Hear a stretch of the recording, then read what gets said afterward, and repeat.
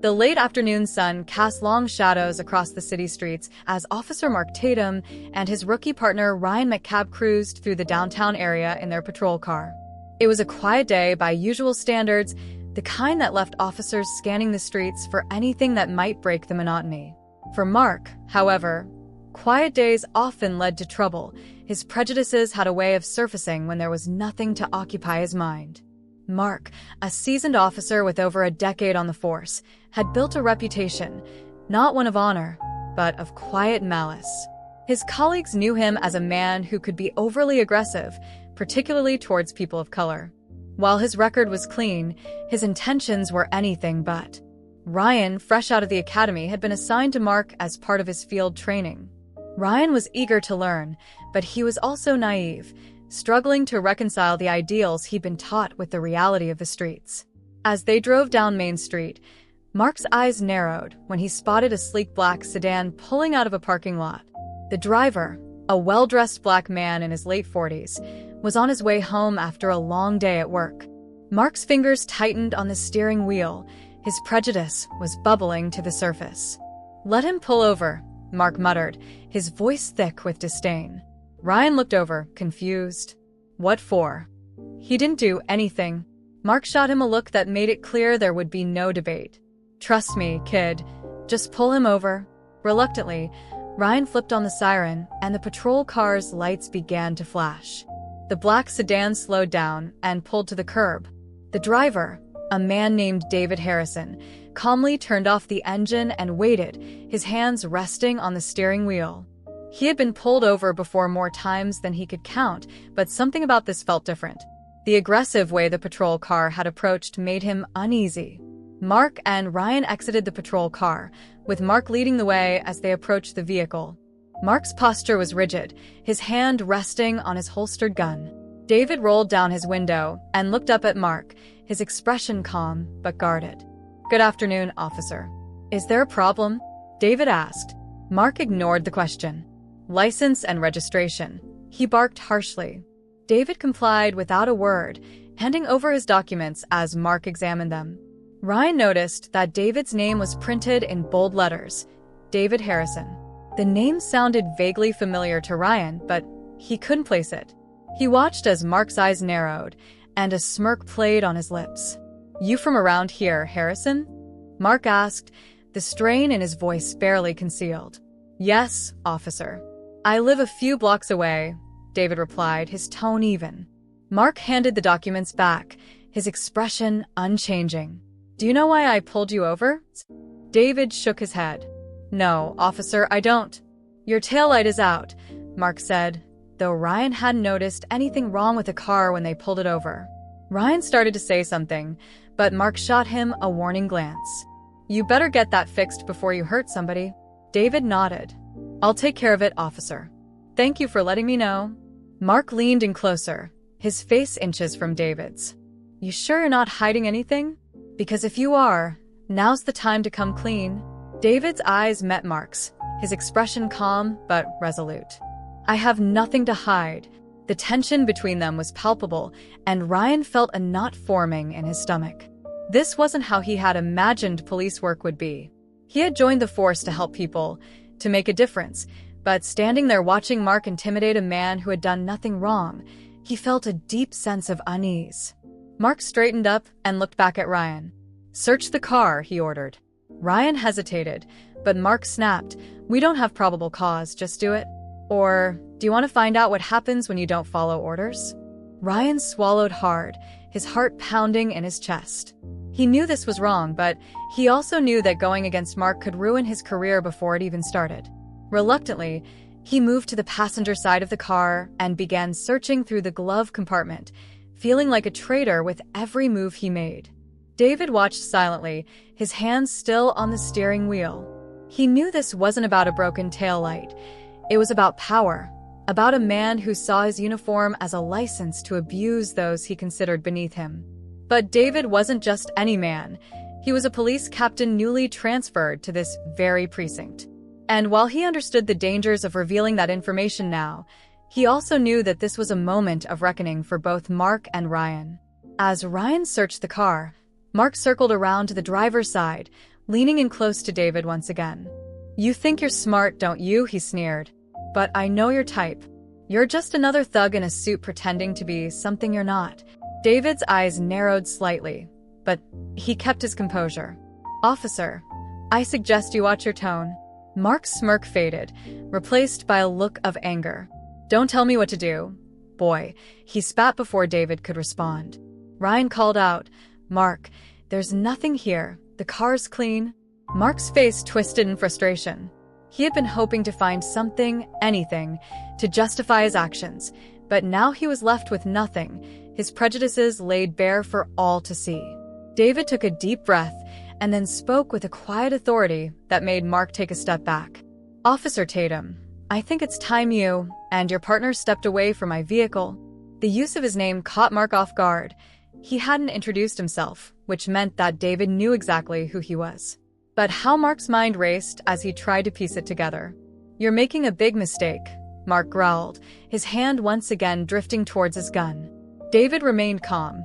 "No, Officer Tatum, the mistake was yours." With that, David reached into his jacket pocket and pulled out his badge. The gold shield gleamed in the afternoon light, and when Mark saw the words "Police Captain" etched into the metal, his blood ran cold. "Captain David Harrison," David said, his voice steady. "I'm your new commanding officer."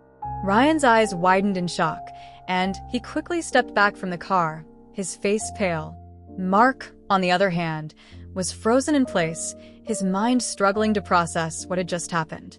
David continued, his tone measured but firm. "You've just violated multiple protocols, including conducting an unlawful search and issuing a baseless traffic stop. I suggest you think very carefully about your next move, Officer Tatum." Mark's face flushed with a mix of fear and anger. He had made a mistake, a huge mistake, and now he was standing on the brink of disaster. But rather than back down, his anger flared, driving him to make one final desperate move. "You're lying," Mark snarled, his hand finally gripping the handle of his gun. "There's no way a man like you could be a captain." Before Ryan could react, Mark pulled his gun from its holster and aimed it directly at David's chest. The situation had spiraled completely out of control, and Ryan felt a surge of panic as he realized just how far Mark was willing to go to cover his tracks. David didn't flinch. His eyes locked onto Mark's, and for a moment the world seemed to stand still. Then, in a voice as cold as steel, David said, "Put the gun down, Officer Tatum. This is your last chance." Mark hesitated, his mind a whirlwind of emotions, but in that brief moment of indecision, Ryan found his courage. He stepped forward, placing himself between Mark and David, his hands raised in a gesture of peace. "Mark, don't do this," Ryan pleaded. "It's over. You need to stop before it's too late." Mark's grip on the gun tightened, but the look in Ryan's eyes gave him pause. He could see the fear, the desperation, but also the determination. Ryan was trying to save him, to pull him back from the edge of the abyss. Slowly, Mark lowered the gun, his hands trembling as he did so. Ryan let out a breath he didn't realize he'd been holding, relieved that the situation hadn't escalated any further. David remained calm, but his expression was unreadable. He carefully got out of the car, standing tall before the two officers.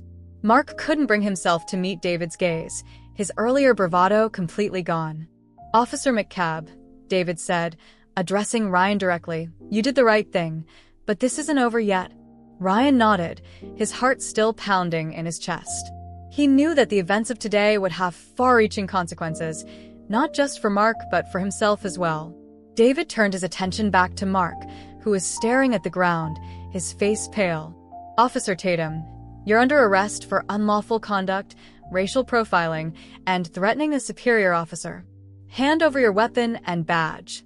Mark's head snapped up, his eyes wide with disbelief as David issued the arrest order. Mark's mind reeled from the gravity of his situation. He handed over his weapon and badge with a defeated sigh. His pride shattered, the reality of the moment sank in. He was no longer the officer in control, but a man facing serious charges. David gestured for Ryan to step aside. "Officer McCabe, please wait by the patrol car." Ryan watched as David carefully handcuffed Mark, his face a mix of relief and concern. He had witnessed the depth of Mark's prejudice and the consequences of his actions, and now he faced the daunting task of processing the situation as David led Mark away. The initial shock of the arrest began to wear off. Ryan's mind raced with questions about the impact on his own career, the department, and the community. He knew this incident would stir up controversy and scrutiny, but he also felt a newfound resolve to stand up for justice and integrity. David had Mark transported to the precinct where internal affairs would take over the investigation. The media soon caught wind of the arrest, and the story broke, sending ripples through the city. David's decisive actions were met with a mixture of praise and criticism, but he stood firm, knowing he had done what was necessary to address the corruption and racism within the department. In the following weeks, an internal investigation revealed the depth of Mark's misconduct. Evidence of racial profiling, harassment, and unethical behavior surfaced, corroborated by Ryan's testimony and other records. The department faced intense scrutiny, but David's leadership led to significant reforms. Ryan, grappling with the fallout, found support from his colleagues and the community. Although he initially struggled with the moral dilemma, he emerged as a symbol of integrity and courage. His decision to intervene had not only exposed systemic issues but also catalyzed a movement for change within the police force. Meanwhile, David worked tirelessly to rebuild trust between the department and the community. He implemented training programs focused on bias reduction, accountability, and transparency. His leadership fostered a new culture of respect and fairness. Though the road to reform was long and challenging, Mark faced a lengthy legal battle, eventually being convicted of multiple charges. His downfall served as a stark reminder of the dangers of unchecked power and the importance of holding individuals accountable. As the dust settled, David reflected on the events that had transpired. The confrontation had been a turning point, revealing the urgent need for systemic change. The ordeal had been painful, but it had set in motion a series of reforms aimed at ensuring that such abuses of power would not be tolerated in the future. For Ryan, the experience was both harrowing and transformative. He had learned the hard truths of policing but emerged with a clearer understanding of his role in upholding justice. The incident had tested his values, but it also reinforced his commitment to serving with integrity. The story of David and Ryan became a powerful narrative of redemption and reform, underscoring the importance of confronting prejudice, standing up for what is right, and the enduring quest for justice. If this video has helped you connect more with yourself and inspired you on your growth path, take action and subscribe to the Vidas Inspiración channel to discover more stories that will fill you with motivation and hope. I would love to hear your opinion, so leave a comment telling me how this story has impacted your life or what reflections it has left you with. And if you think this message can inspire someone you know, share it with your friends so they can also find inspiration and purpose in their lives.